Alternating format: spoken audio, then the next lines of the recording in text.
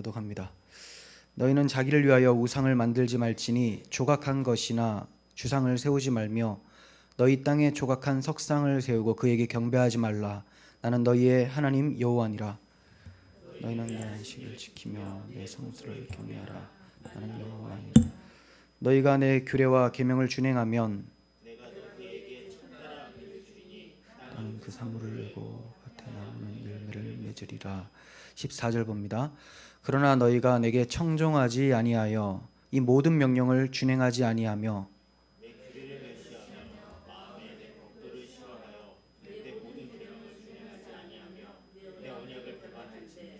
내가 이같이 너희에게 행하리니 곧 내가 너희에게 놀라운 재앙을 내려 폐병과 열병으로 눈이 어둡고 생명이 쇠약하게 할 것이요 너희가 파종한 것은 헛되리니 너희의 대적이 그것을 먹을 것임이며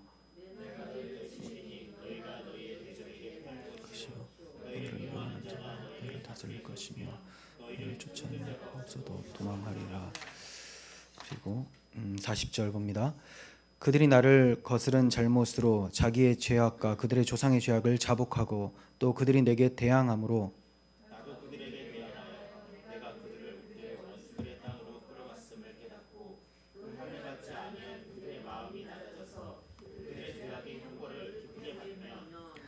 내가 야곱과 맺은 내 언약과 이삭과 맺은 내 언약을 기억하며 아브라함과 맺은 내 언약을 기억하고 그 땅을 기억하리라.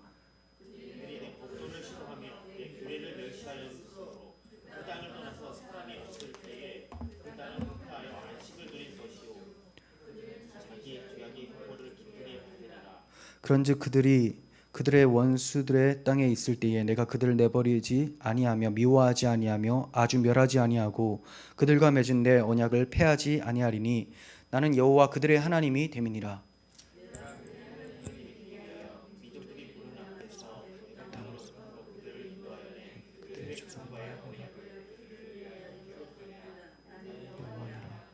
이것은 여호와께서 시내산에서 자기와 이스라엘 자손 사이에 모세를 통하여 세운 규례와 법도와 율법이니라.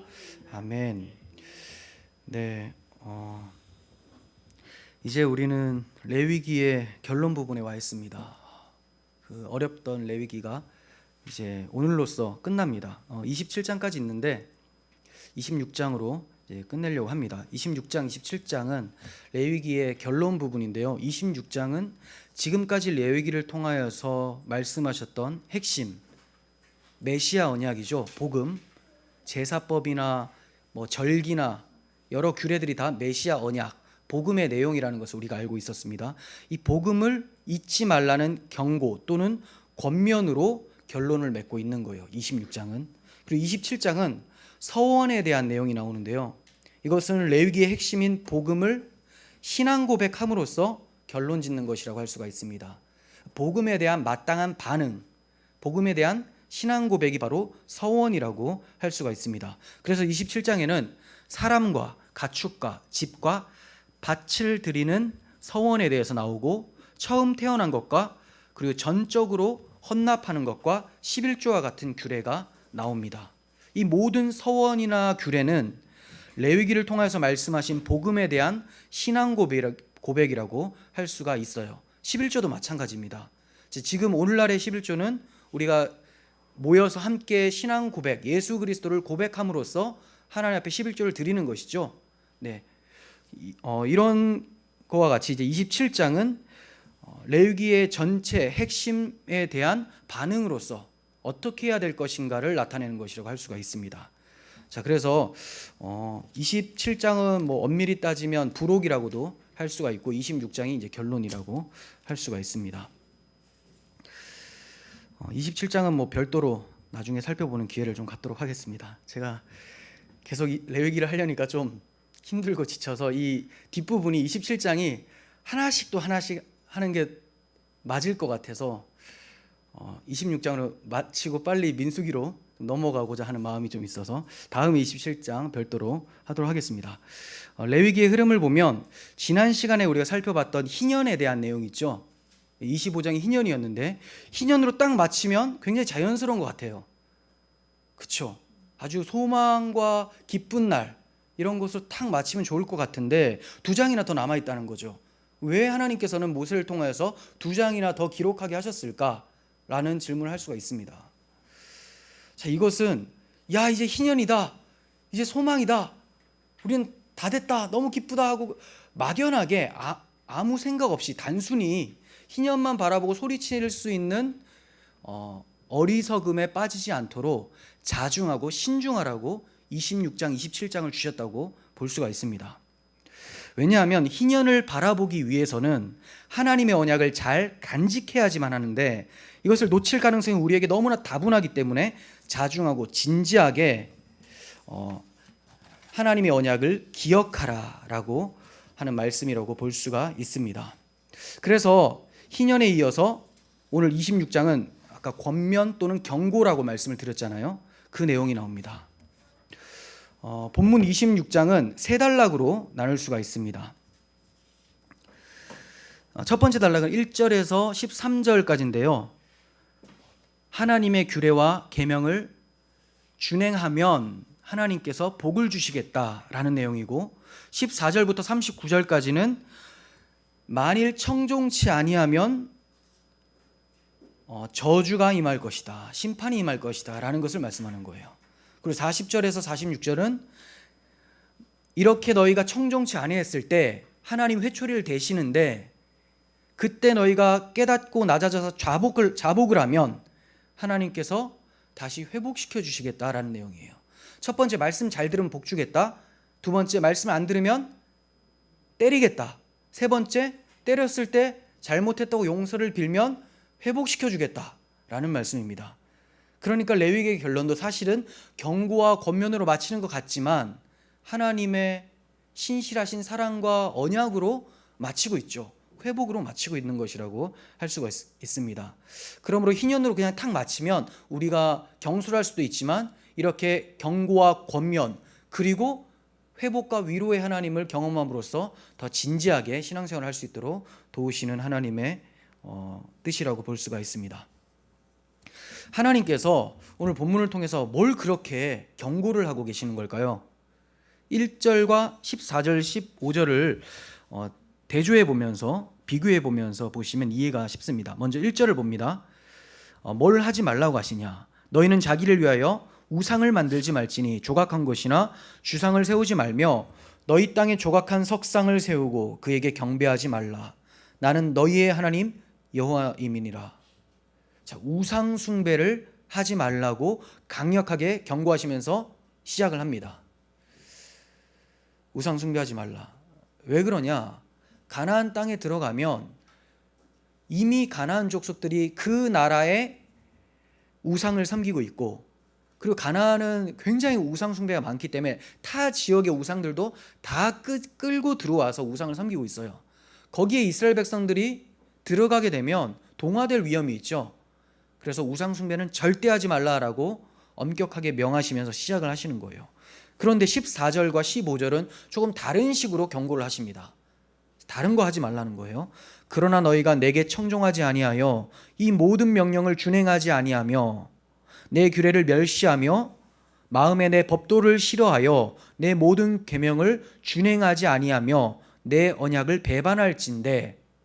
요약하면 그렇죠.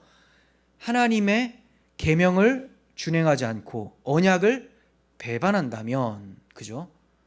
계명을 어기고 언약을 저버리면 이렇게 말씀하세요. 그러니까 하나님께서 엄격하게 금하시는 것이 뭐냐면 우상 숭배하지 말라, 그리고 계명을 지켜라, 언약을 지켜라라는 거예요. 왜 이 세 가지가 같이 나올까요? 우리는 단순히 우상 숭배라고 하면 목석을 깎아서 거기 앞에 절하는 것으로만 많이 생각을 한다는 거예요.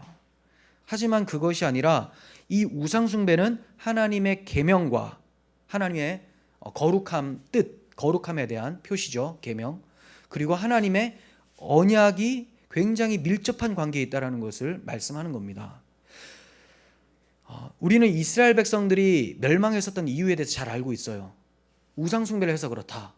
그래서 모든 교회가 우상 숭배하면 안 된다 이런 얘기를 하지 않습니까? 네, 맞습니다. 이렇게 엄중히 경고하셨음에도 불구하고 그들은 우상 숭배를 해버려서 멸망을 당하죠. 근데 우리는 이것을 보고 어떤 생각을 하냐면, 아니 그렇게 하나님께서 하지 말라고 했는데 우상 숭배를 그렇게 하고 싶었을까? 그거 안 하는 게 그렇게 어려운가? 돌 깎거나 나무 깎아서 절하지 않으면 될 것을 왜 저렇게 했을까? 이런 의문이 들기까지 합니다. 별로 어렵지 않아 보인다는 거예요. 그 이유는 우리는 단순히 형상을 만들어서 절하는 것으로만 우상 숭배라고 생각을 하기 때문에 그렇죠. 하지만 우상 숭배의 본질은 탐심이에요. 마음에 있다라는 겁니다. 골로새 3장 5절, 그러므로 땅에 있는 지체를 죽이라. 곧 음란과 부정과 사욕과 악한 정욕과 탐심이니 탐심은 우상 숭배니라. 탐심은 우상 숭배다. 마음에 탐내는 마음이 가득하다면 우상 숭배를 하고 있다는 거예요. 굳이 절하지 않아도 우상을 마음에 모시고 있다는 거예요. 특별히 뭐 어떤 걸까요? 내 배라는 우상이겠죠. 뭘 먹어야 될까? 이거 먹으면 행복할까? 그리고 돈, 저런 돈이 있으면 내가 행복할까? 건강, 내가 건강하면 행복할까? 온통 우상들을 모시고 산다는 거죠. 바로 탐심이에요. 탐심. 그렇다면 이스라엘이 우상 숭배한 것은 탐심의 표출이라고 할 수가 있습니다. 탐심의 표출. 어떤 것에 대한 탐심일까요? 크게 말하면 복이에요. 복을 받고자 하는 탐심. 우리가 어떤 게 복이라고 생각합니까? 좀 전에 말씀드린 대로 배부른 것, 등 따신 것, 집이 있는 것, 차가 있는 것, 권력이 있고 명예가 있는 것, 이걸 복이라고 많이 생각을 해요, 사람들이. 그런데 이런 것에 대한 탐심, 자, 이런 것들이 바로 우상 숭배하고 연결이 된다는 겁니다. 아니 그런 것들 다 좋아하는 거 아닙니까? 그렇죠? 그 좋아하는 것 자체가 죄가 됩니까? 내가 배가 고픈데 먹고 싶고 춥고 헐벗었는데 좋은 집에서 따뜻하게 자고 싶고 이러한 욕구 자체가 잘못된 건 아니지 않습니까? 그런데 왜 이게 탐심이라고 하고 우상 숭배라고 하는가? 복 받기를 원하는 것이 문제라기보다는 복을 누구에게서 받기를 원하는가가 문제라는 거예요. 그들은 하나님이 복의 근원이신데도 불구하고 하나님이 아니라 세상으로부터, 이방 신으로부터, 자기가 깎아 만든 나무나 돌멩이로부터 복을 받으려고 했었던 거죠. 이게 바로 탐심입니다. 탐심. 하나님 외에 다른 곳에서 만족감을 찾으려 한다는 것. 물론 이것까지도 탐심입니다. 하나님께서 우리가 헐벗고 굶주렸을 때 집을 주시고 뭐 밥을 주셨어요. 먹을 것을 주셨습니다. 이것 때문에 여기에 매료가 돼서 이것만 바라보고 있으면 이것도 탐심이 되어버려요. 거기에 하나님 두기를 싫어하는 마음이 존재하기 때문에 그렇죠. 그러니까 하나님을 뺀 상태로 어떤 복 개념을 가지고 와서 그걸로 만족하려는 모든 시도가 탐심이라는 겁니다. 탐심. 하나님께서는 분명히 자기 백성들에게 내가 너희에게 복을 주겠다라고 약속을 해주셨어요. 내가 너희에게 복을 주겠다. 아브라함에게 하신 약속을 먼저 보겠습니다. 창세기 22장 18절, 내 씨로 말미암아 천하 만민이 복을 받으리니 이는 내가 나의 말을 준행하였음이니라 하셨다 하니라. 자, 아브라함에게 복을 주겠다고 했는데 그냥 복을 탁 주시는 것이 아니라 너의 씨, 너의 후손을 통해서 복을 주겠다라고 말씀하셨어요. 누가? 하나님이. 자, 하나님이 주시는데, 원리가 그래요. 하나님이 주시는데 통로는 자손을 통해 주시겠다라는 겁니다. 우리는 이 언약이 뭔지를 알아요. 메시아 언약이죠. 하나님이 복을 반드시 주시는데 메시아를 통하여서 주시겠다라는 겁니다. 이거 외에 다른 것을 구하면 탐심, 우상 숭배 되는 거예요. 자, 이 언약이 이삭에게도 계승되어집니다. 창세기 26장 4절, 내 자손을 하늘의 별과 같이 번성하게 하며 이 모든 땅을 내 자손에게 주리니 내 자손으로 말미암아 천하 만민이 복을 받으리라. 하나님께서 복을 주신대요. 자손을 통해서 복을 주시겠다. 자, 그리고 이 언약은 야곱에게도 계승되어집니다. 그래서 우리가 흔히 아브라함과 이삭과 야곱의 하나님이라고 하면 언약의 하나님, 메시아 언약을 주신 복 주시는 하나님으로 바로 인식을 해야 된다는 거죠. 28장 14절 봅니다. 내 자손이 땅에 티끌같이 되어 내가 서쪽과 동쪽과 북쪽과 남쪽으로 퍼져나갈지며 땅의 모든 족속이 너와 내 자손으로 말미암아 복을 받으리라. 자, 여기에서 자손은 아브라함에게는 이삭인 줄 알았는데 이삭 외에 하나님께서 이삭을 모리아산에서 번제로 드리려고 할 때 어린 양을 준비시켜 주시죠. 어린 양.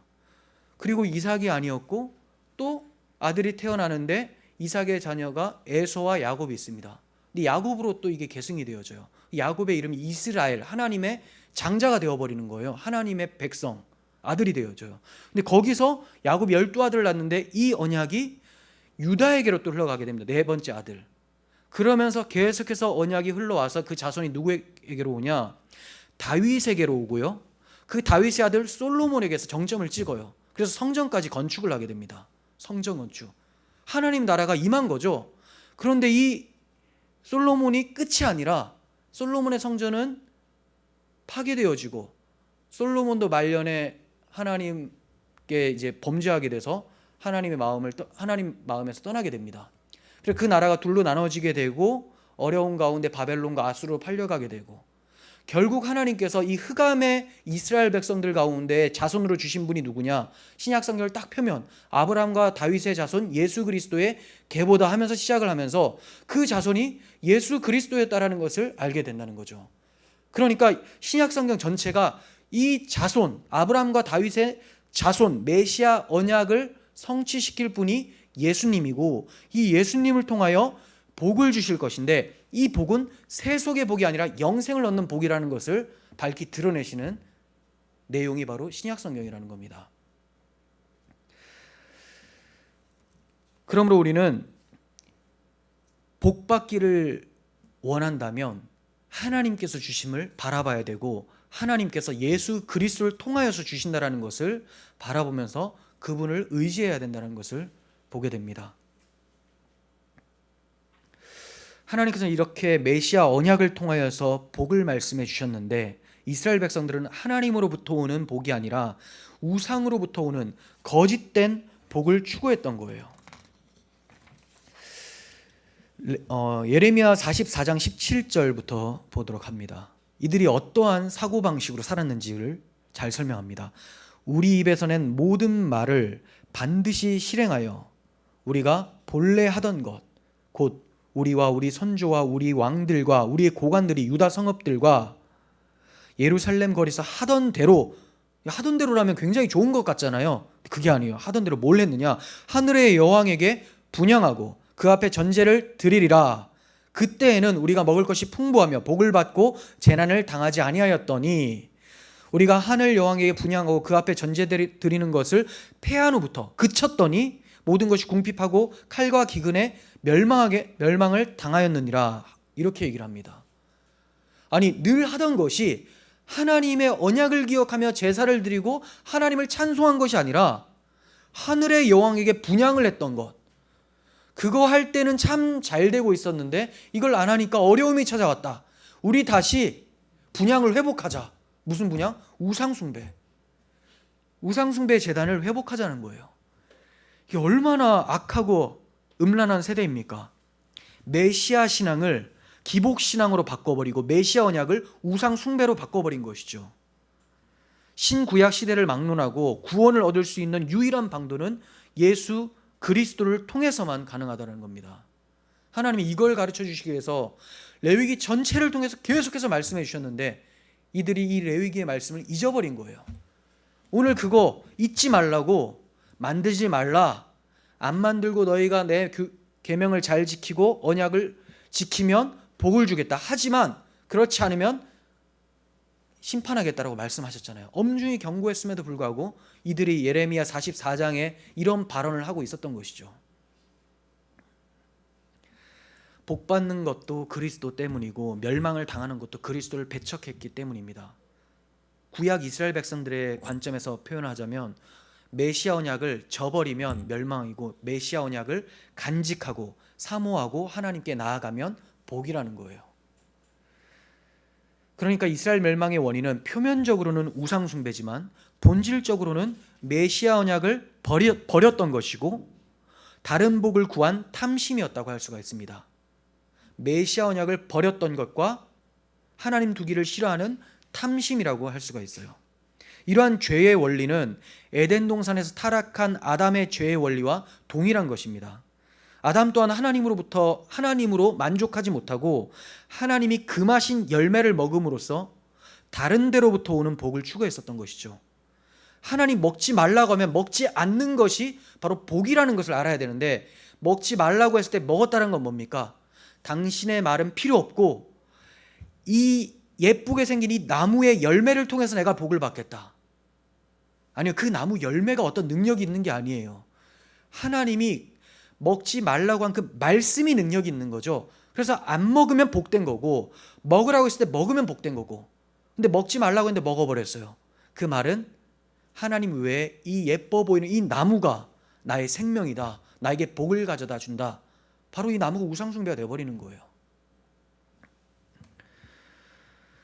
하나님으로부터가 아니라 하나님처럼 이 나무 열매를 먹어서 하나님처럼 되겠다. 이게 바로 우상숭배고, 이게 바로 탐심이에요. 탐심은 단순히 뭔가 바라는 마음이 아닙니다. 하나님을 제외하고 무언가를 바라서 하나님과 동등하게 싸워보겠다라는 시도, 이런 심보가 바로 탐심이라는 겁니다. 이스라엘 백성들은 이러한 탐심으로 인해서 메시아 언약을 저버리고 우상 숭배하며 하나님을 대적해서 멸망을 당한 거예요. 메시아 언약을 저버렸다는 것은 자신들이 어떠한 존재였는지를 잊어버린 것이고, 하나님이 그들에게 어떠한 일을 베푸셨는지를 잊어버린 거예요. 왜 그런지 아시겠습니까? 하나님께서 아브라함에게, 이삭에게, 야곱에게 메시아 언약을 주셨잖아요. 너희들은 복받을 가치가 없는데 아브라함과 다윗의 자손을 통해서 복을 주겠다, 그의 공로로 너희에게 복을 주겠다라는 것이 메시아 언약이에요. 자, 이것을 가르쳐 주시기 위해서 무슨 일을 발생시키셨냐면, 애굽에서 430년 동안 종살이 하던 자들을 탈출시켜 주셨죠. 어린 양의 피로써. 그 어린 양이 바로 아브라함의 자손을 연상시키는 예표로서 등장을 했었던 거예요. 그러니까 어린 양의 피, 유월절을 지키면서 그들이 뭘 떠올리느냐? 하나님께서 아브라함에게 약속하셨던 그 메시아, 이 어린 양과 같이 우리를 위해 대신 희생당하고 우리에게 복을 주실 이 메시아를 기다려야 되겠다, 이 신앙으로 살라고 레위기를 이렇게 길게 써놓으신 거예요. 잊어버리지 말라고. 뭐 우리하고 상관없어 보이는 이 제사법이 우리가 왜 배워야 될까, 이런 생각 들지 않습니까? 하지만 우리가 제사하라고 하나님께서 이걸 기록해 주시는 것이 아니라, 그만큼 하나님께서 메시아 언약을 잊지 말라고 하시는 하나님의 마음임을 알라는 겁니다. 그런데 이스라엘 백성들은 잊어버렸죠. 제사를 안 드린 게 아니에요. 제사 드렸어요. 하지만 형식적으로 드렸습니다. 제사의 의미는 몰라요. 하나님께 제사 드리면서 하늘의 여왕한테도 분향을 합니다. 왜 그렇습니까? 하나님께는 형식적으로만 하라고 하셨으니까 형식적으로만, 별 의미가 없어요. 그 의미를 하나도 몰라요. 구속사적인 의미를 몰라요. 그냥 행동으로만 하고 눈에 보이는 뭔가를 만들어서 분향을 합니다. 자, 이건 뭐냐면, 보이지 않는 하나님을 기억하기 위해서는 반드시 하나님이 행하신 일을 기억하지 않으면 기억을 못해요. 하나님을. 그렇지 않습니까? 하나님 보이지가 않아요. 근데 하나님 어떻게 우리가 기억을 할까요? 나에게 행해 주신 일을 떠올리면서 하나님을 기억하는 거예요. 그런데 이 일을 잊어버리니까 보이지 않는 하나님은 당연히 안 보이죠. 눈에서 없습니다. 그러니까 이제 뭘 갖다 놔야 됩니까? 눈에 보이는 어떤 신이 필요한 거예요. 그래서 내 마음이 그 보고 있음으로써 흔들리지 않고 좀 안정감을 찾으려고 애쓰는 그런 마음이 바로 우상숭배입니다. 그래서 우상에게 절하고 복은 이 우상으로부터 온다고 생각을 하고, 하나님이 하라고 했으니까 형식적으로만 그냥 율법 지키는 척 했었던 거죠. 그게 언제까지 이르게 됩니까? 예수님 오실 때까지 바리새인과 서기관들이 그거 하고 있었던 거죠. 하나님의 계명과 규례와 율례는 출애굽의 은혜를 입은 백성에게 주신 거예요. 하나님이 아무에게나 주신 것이 아니라 구원받은 자기 백성에게 법을 주셨습니다. 이 법 잘 지키면 내가 구원해 줄게. 너를 나의 백성으로 삼아 줄게 하신 것이 아니라 내가 메시아 언약으로 구원을 해줬는데 이제 너는 내 자녀니까 내 백성이니까 이 법에 따라 사는 것이 마땅하다라고 가르쳐 주신 것이죠. 구원받은 백성들이 그 은혜에 감격하며 살아갈 때 마땅히 이 법대로 살게 된다는 것을 보여주신 거예요. 기준이 바로 이거라는 겁니다. 이 구원의 은혜, 메시아 언약을 잊어버린 사람이 하나님의 법도를 지키겠다라는 것은 자기 행위로 하나님 앞에 의롭다함을 받으려는 교만일 뿐이며 배은망덕한 행위일 뿐입니다. 이스라엘 백성들을 레위기를 통해서 제사제도, 절기, 규례가 메시아 언약을 기억하게 하기 위한 장치인 줄을 잊어버리고 형식적인 종교 의식에 빠져버리게 됐습니다. 그래서 좀 전에 말씀드린 대로 뭔가를 만들어서 우상 숭배를 하고 그에게 복을 받으려고 하고 하나님께는 아무 의미 없는 종교적 의식만 행했었던 것이죠. 왜 하나님께서 모세를 통해서 레위기를 결론 지으실 때 이처럼 엄중한 경고로 결론 짓고 계실까요? 메시아 언약을 잊어버리면 끝이기 때문에 강조하시는 겁니다. 메시아 언약, 복음을 잊어버리면 끝난다는 거죠. 레위기 전체가 다 메시아 언약을 향하고 있어요. 어디를 봐도 그리스도를 통한 구원을 얘기를 하고 있습니다. 이거 없어져 버리면 레위기는 필요가 없고 하나님의 구원은 이루어지지가 않는 거죠.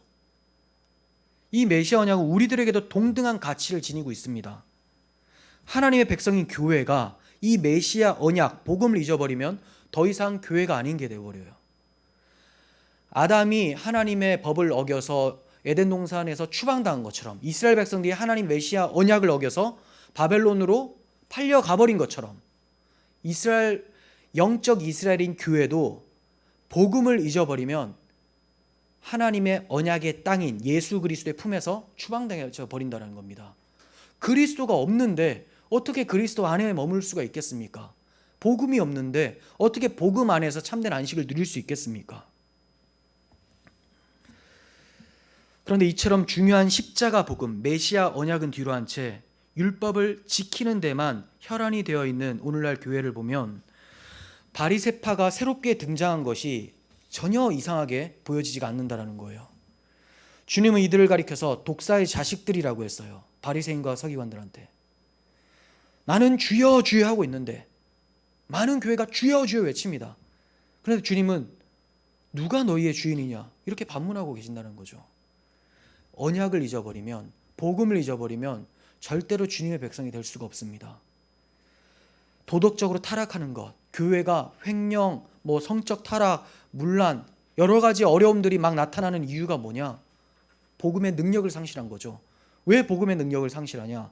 강단에서 복음이 사라지고 있고 성도들도 복음 듣기를 원치 않아 하고 있고 원치 않으니까 원하는 것들을 주고자 강단에서 개량된 다른 복음을 섞어서 전해버리니까 교회의 힘을 잃어버리는 거죠. 그러니까 불의가 나타나는 거예요. 하나님의 진노는 경건치 않음과 불의에서 나타나는데 경건치 않음은 하나님과의 관계에서 나타나는 신앙입니다. 신앙 상태. 그리고 불의는 이웃과의 관계예요. 왜 이웃과의 관계가 문제가 생기느냐? 경건치 않음, 하나님과의 신앙 관계가 잘못되었을 때 불의가 나타나게 된다는 거죠. 그러니까 뭐부터 뜯어 고쳐야 되느냐? 다시 처음 자리, 복음으로 나아가야 된다는 겁니다. 하나님께서는 이스라엘 백성들이 오늘날 교회와 같은 그런 어려움을 당하지 않도록 하기 위해서 레위기에서 마지막에 이렇게 강조하고 계시는 거예요. 우리는 이 레위기를 보면서 깨달아야 되죠. 우리가 정말 이 가나안에 입성하기 직전에 이스라엘 백성들과 같은 그러한 입장에 서 있다. 이 말씀을 절대 잊어버리면 안 되겠다. 이런 각오로 말씀을 드려야 됩니다. 율법은 구원의 방도로 주신 게 아니에요. 처음부터 율법이 주어졌습니까? 아니에요. 죄로 인해서 더하여진 겁니다. 율법은 죄가 있어서 더하여진 거예요. 갈라디아서 3장 19절에선 그런즉 율법이 무엇이냐 범법함으로 더하여진 것이라 천사들을 통하여 한 중보자의 손으로 베푸신 것인데 모세죠. 약속하신 자손이 오시기까지 있을 것이라 예수님이 오시기까지 있을 것이래요. 그러니까 이 율법이라는 것은 처음에 아브라함에게 주셨던 메시아 언약이 있고요. 더 먼저는 아담에게 주셨던 아담 언약이 있죠. 창세기 3장 15절 원복음. 자, 그리고 메시아께서 오셔서 그 언약을 성취하실 때까지 십자가에서 구원을 성취하실 때까지 그 가운데 껴있는 것이 율법이라는 겁니다. 그럼 율법은 뭐냐? 첫 번째, 하나님의 백성이 하나님 백성답게 살아야 되는 규칙에 대해서 알려주신 것이고 기준이죠. 그리고 우리는 절대로 우리 힘으로 이렇게 살아낼 수 없으니 메시아 언약을 붙들어라, 예수 그리스도를 바라보라 하는 그리스도께로 인도하는 초등교사의 역할을 하기 위해서 율법이 주어졌다는 겁니다. 이 두 가지 굉장히 중요해요. 천국 백성의 삶의 양식이 바로 율법이고, 그렇다고 우리가 율법 막 펴놓고 지켜야 된다, 이게 아니에요. 이 율법이 그리스도 안에서 이루어졌기 때문에 그리스도를 모시고 살면 율법을 지키는 거룩한 삶이 나타나게 되죠. 그러므로 그리스도께로 인도하는 초등교사의 역할을 율법이 하고 있는 것입니다. 그런데 구약교회는 이 메시아 언약을 우상과 바꿔치기 했었던 거예요. 결국 추방당하고 하나님과 함께하는 복이 깨어져 버렸습니다. 복의 근원과 결별했으니 그들에게 복이 어디 있겠습니까? 26장에는 5차례에 걸쳐서 경고가 나옵니다. 왜 하나님께서 5차례에 걸쳐서나 경고를 하고 계실까요? 다 읽지 않겠습니다. 자, 보시면 1차에는 14절에서 17절까지예요. 그리고 2차는 18절, 3차는 21절, 4차는 23절에서 24절, 5차는 27절에서 28절의 내용인데, 하나님께서 말씀하실 때마다 너희가 이거 지키지 않으면 벌을 7배나 더하겠다, 7배나 더 강력하게 심판하겠다, 이렇게 말씀하세요. 그럼에도 너희가 듣지 않으면 또 말씀하시다가 7배나 더하겠다, 계속해서 7배나 더하겠다 하시면서 그래도 듣지 않으면 또 하겠다, 또 하겠다. 결국 이 7배가 7배, 7배, 7배 계속 올라가면 어떻게 됩니까? 계산이 불가해요. 무슨 말이냐?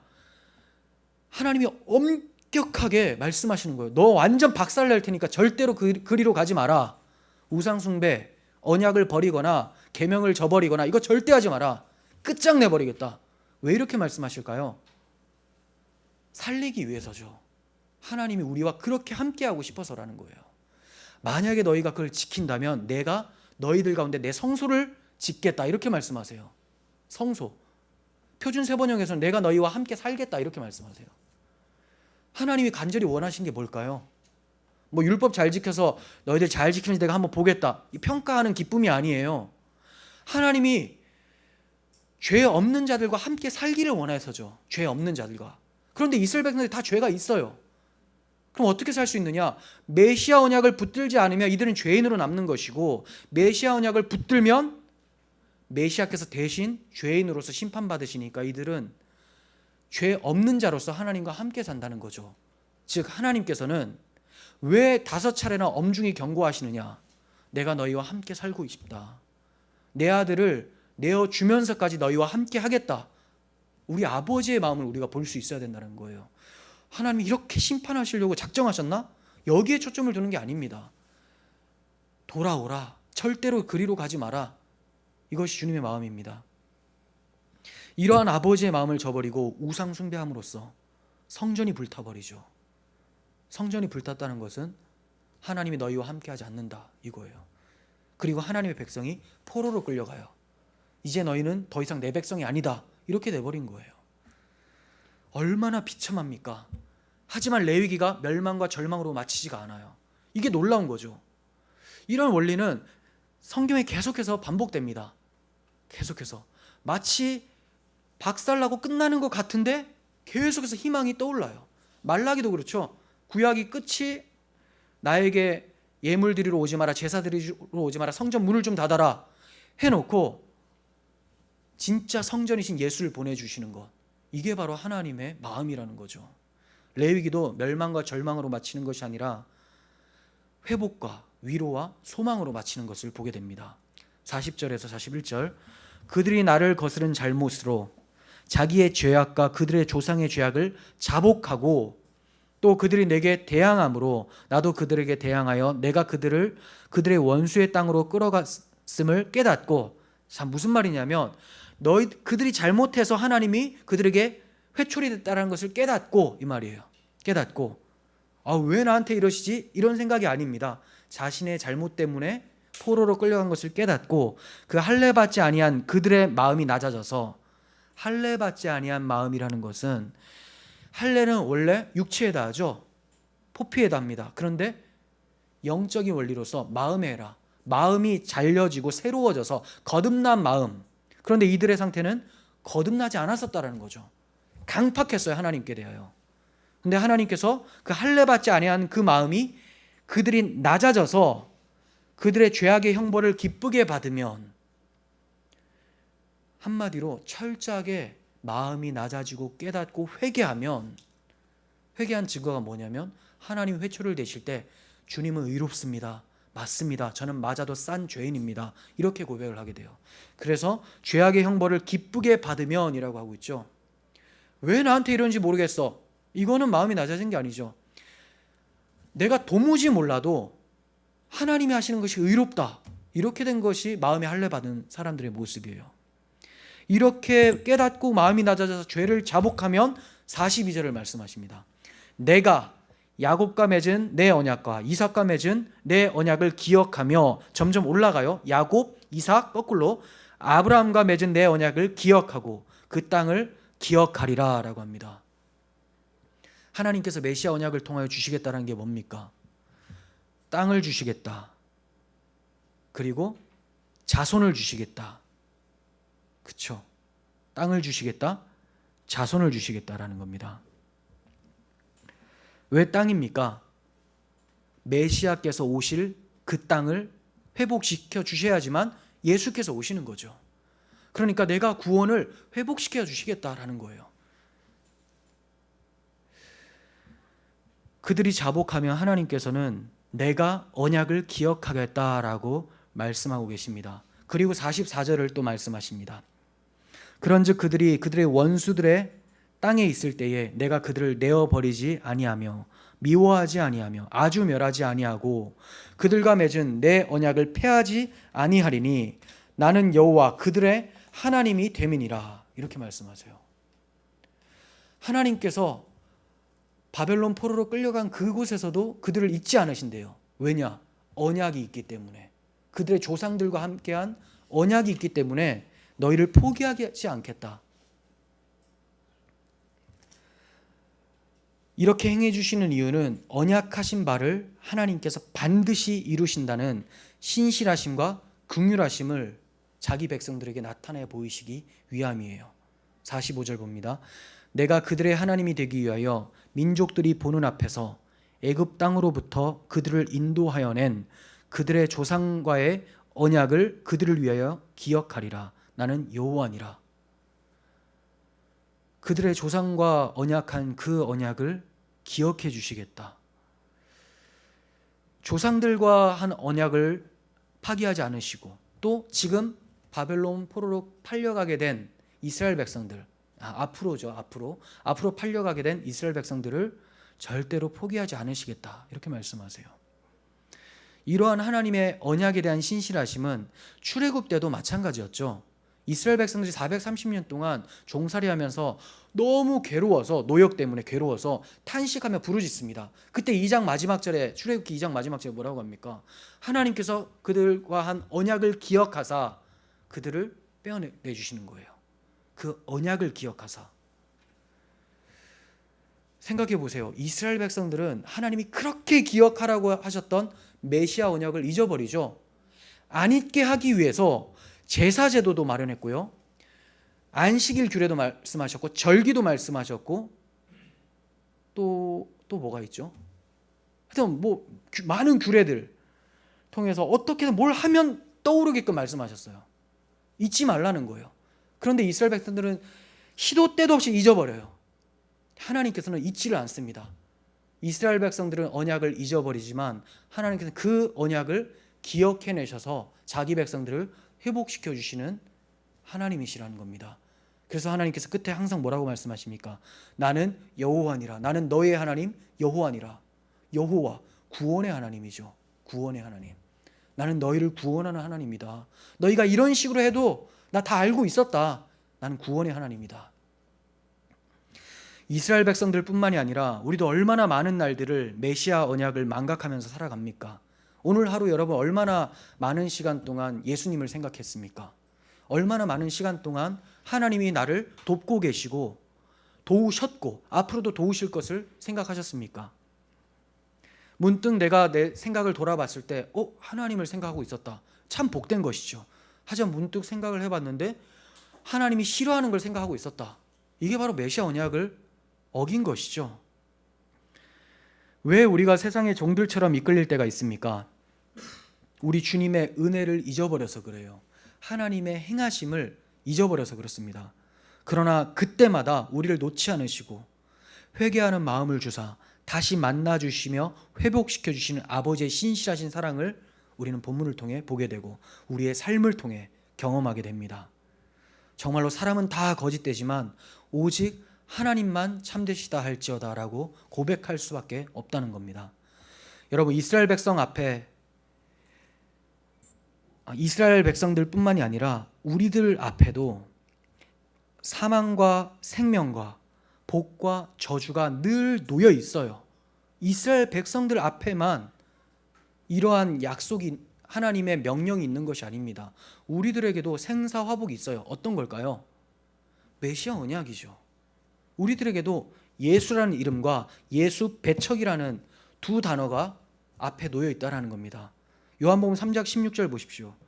하나님이 세상을 이처럼 사랑하사 독생자를 주셨으니 이는 그를 믿는 자마다 멸망하지 않고 영생을 얻게 하려 하심이라. 이것이 생명이며 복이죠. 하지만 사망이며 저주는 뭡니까? 그를 믿는 자는 심판을 받지 아니하는 것이요 믿지 아니하는 자는 하나님의 독생자의 이름을 믿지 아니함으로 벌써 심판을 받은 것이니라. 여러분, 어느 길로 가시겠습니까? 우리 하나님의 열심이 우리를 메시아 언약을 이루신 우리 주 예수님 앞으로 날마다 인도해 주시기를 간절히 소원합니다. 기도하겠습니다. 하나님 아버지, 레위기를 마치면서 하나님께서 끝까지 저희에게 말씀하시고자 한 놀라운 사랑을 발견하게 됩니다. 하나님, 저희는 하나님 앞에 늘 불경했고 언약을 배반하며 하나님 마음을 아프게 하고 진노를 샀는데 하나님께서는 끝까지 우리를 포기하지 않으시고 예수 그리스도를 보내주셨고 또 그 예수를 잊은 마음 가운데에 회개하는 마음을 주시고 낮아지게 하심으로 그리스도를 다시 한번 붙잡게 하시는 하나님을 봅니다. 하나님, 언제나 신실하신 그 하나님을 의지하며 저희들의 신앙 또한 신실하신 아버지의 마음을 따라 신앙생활할 수 있도록 도와주시옵소서. 예수님의 이름으로 기도합니다. 아멘.